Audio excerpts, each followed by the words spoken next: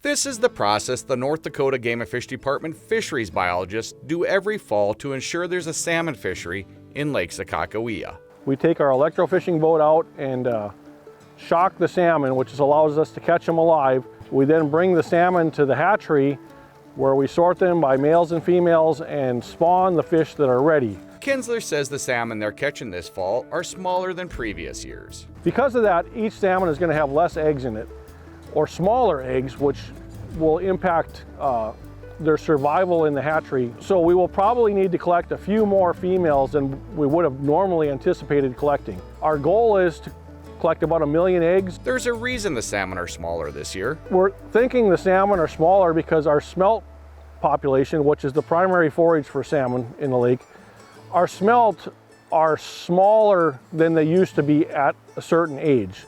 So a 1-year-old fish that was historically 4 inches is now 3 inches. So our salmon are swimming around, and it just takes more energy to catch the same amount of food. Using that energy to catch more food and not putting it to weight and length. So I think that's the reason our salmon are smaller. The reason our smelt are smaller is that as the reservoir is aging, it's becoming less productive. From egg to stocking, the survival rate is around 30%.